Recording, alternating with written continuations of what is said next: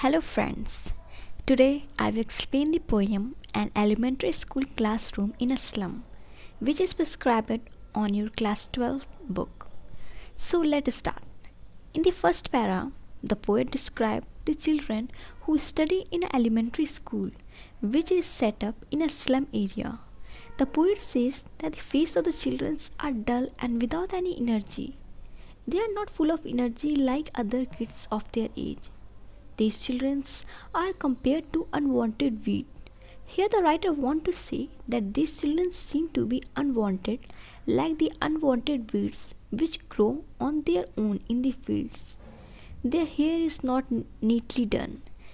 It falls on their pale faces as if they have been torn apart. Our children are untidy. They haven't combed their hair.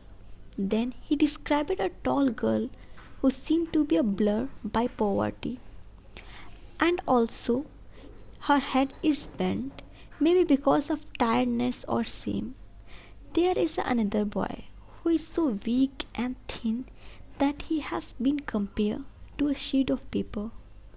The boy's eyes reflect greed and he wanted to achieve everything.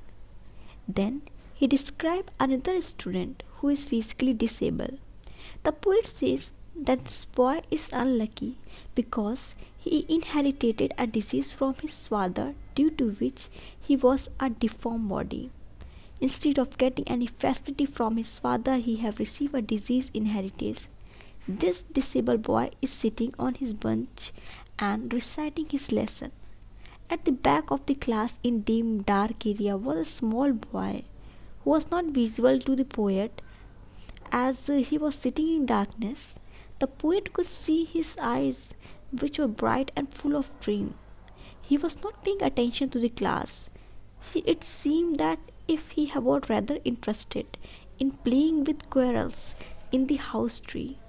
In the next para, the poet describes the wall of the school. They are cream in color, like color of a sour cream. It means that the walls are not clean. They have not been painted recently. The walls are covered with the different charts and images that must have been donated by different people. There is a picture of Shakespeare on the wall. His hat, which is bland, looks like a rising sun at the horizon. At the time of a daybreak, the sun is rising at the horizon and its semicircle like a dome shape.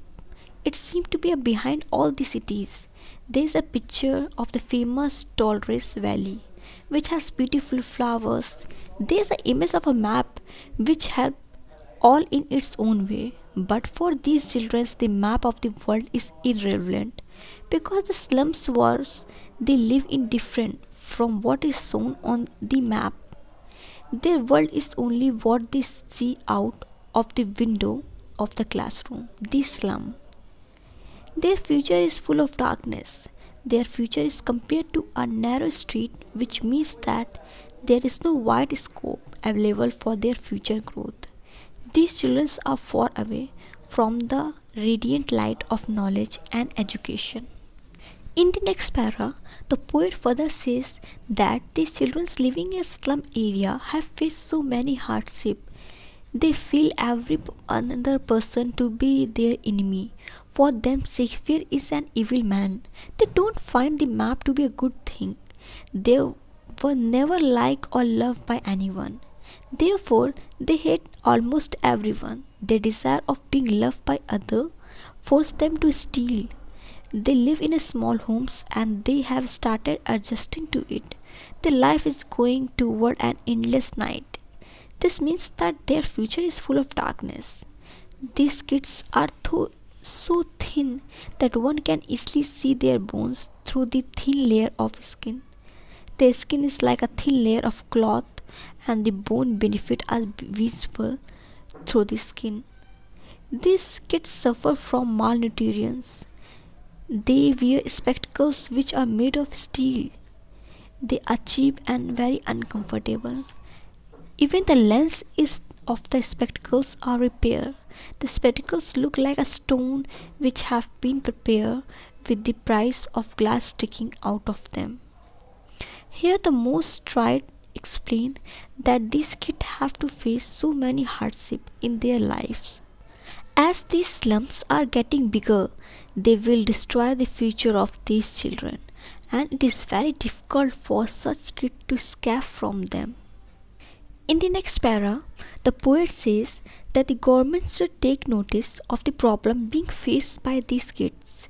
He argued that them to change the life of these kids and make the world map a reality for them.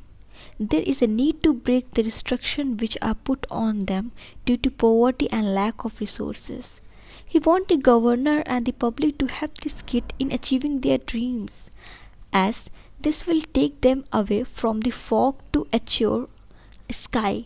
The poet here wants to say that in this way the kids can be taken away from the darkness of their prison to a bright future. He wants these kids to experience the sand and the beauty of nature, as this will lead to a desire of gaining knowledge.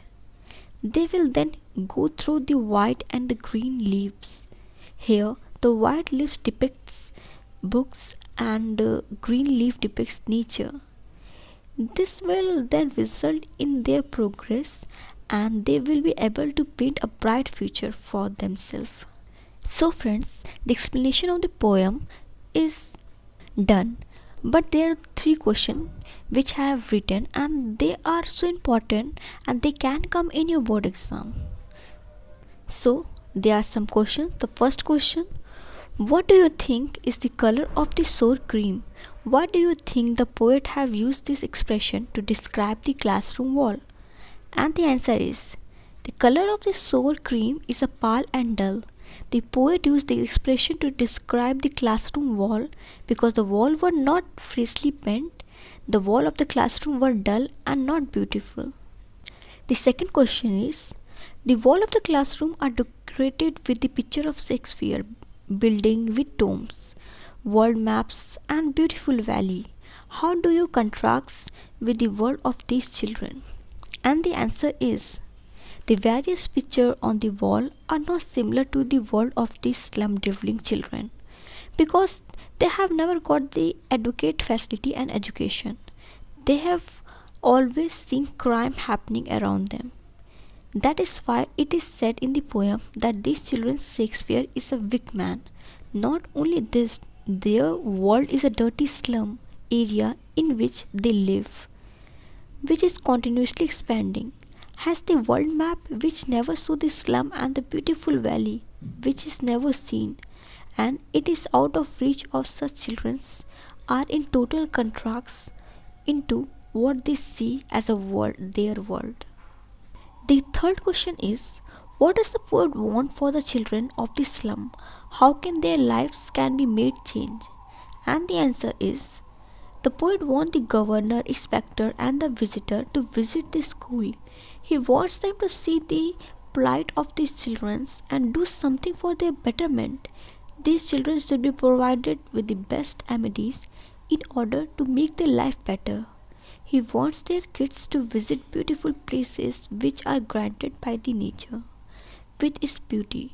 This will instill a hunger in them to study in order to make their life better. Thank you everyone, and if you like my channel, please like and subscribe my channel. And if you have any problem in any topic, please tell me in the comment box and I will make video on it. Thank you, and thank you so much friends.